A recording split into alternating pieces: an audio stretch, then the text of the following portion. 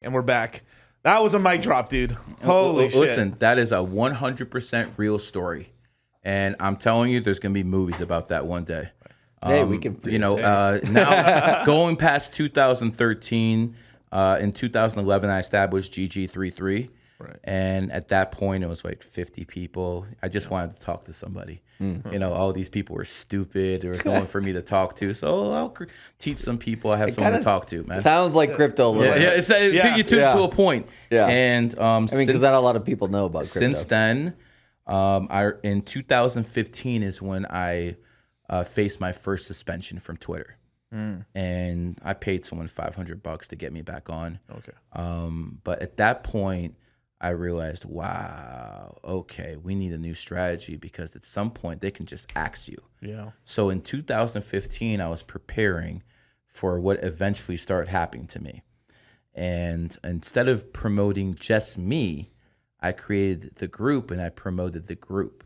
So what would happen is 4 years later, the group was so strong when they started axing me, all of a sudden all my group members would just retweet where I'm at and I get revived again and again and again. And that's because of my strategy in 2015 to promote the group instead of an individual. Because if I promoted the individual, I would have been done. Right. But because I promoted the group, and that's something that has really benefited, because it's one thing to make yourself king. I own my space, but I'm also a king maker. There's every single numerology. I got 30 freaking people working for me. Right. You know, giving readings all sorts of times. I'm too busy doing podcasts with people like you now. Hey, we appreciate it, man. I mean, I wouldn't have never met you, man.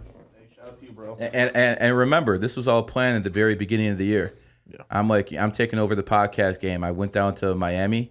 I was like, okay, I have to move either to Miami, Los Angeles, or Las Vegas. Right. I got a family, can't live in Vegas. Right. I'm not going to live in degenerate, homosexual liberals in San Francisco or over there. So the only other place to go is Miami, and I really like it there. But I basically told my wife at the beginning of the year, I told her, pack up, you got 2 days.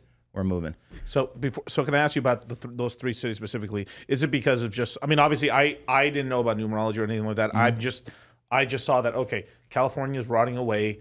Whatever talent or people are moving away, they're flying away. They're going to be either going here because it's close to LA-ish in Vegas, or they're going to somewhere in Texas, or they're going to Nevada. Nevada, Texas, or Florida because of tax reasons, as well as they're just better cities because they're more Republican, right?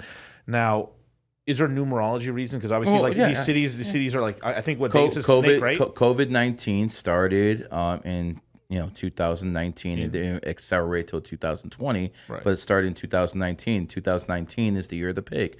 The two states that pushed back the hardest in America were Texas and Florida. Florida found in 1845 a snake year, and so was Texas. So the enemy signs pushed back the hardest.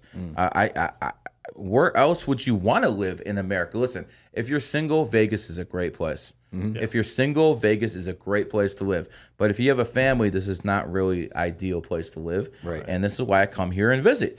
I live in Miami. You can raise the family down there. At least the place I live. I don't live in Miami itself. I live in Sunny Isles, baby, the best location in the nation. Messier lives 1,000 feet away from me. Right. Nice. And by the way, I lived there first. He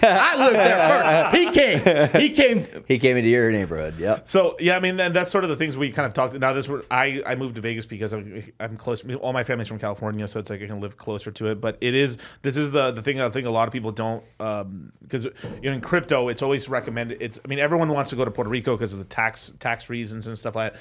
But this is also why we always give a warning to people: hey, if you're single, perfect, go to Puerto Rico. But you've got to really go and visit it as if you have family, especially if you have kids and stuff, because if it's at the bottom, at the end of the day, you're the man of the house. If it's the bottom line, it's the bottom line. You got to do it.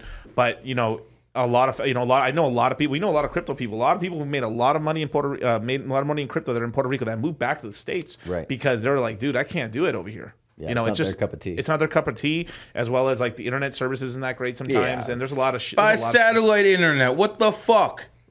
These people have money. It's not that. Yeah, it's a lot of stuff. Yeah, it's a lot of stuff. Like some people don't like the weather, blah blah blah blah blah. Hurricanes and all yeah, power outages it's all the time. Sound like a bunch of women finding themselves in a bitch. Well, there's some island boys out there. Well, there's a lot of, That's a lot of even Bud worse. Light drinkers and stuff, man. But yeah, it's an island full of 9s, so Hey, you're the biggest throw out there. You're gonna get a lot of haters from my group. Oh, little Miguel gets beat up when he goes to Puerto Rico. Shit. No. oh, dude, these guys are all midgets, dude. Man, I had some island Wearing boys saying that boots. could fuck me up when they're 5'0". We're gonna get out of here with that shit. Hit him with that Bradley. I'm 260. Yeah, I'm too sick. Literally, I can whoop 216. everyone's ass. No, but I know seriousness. Yeah.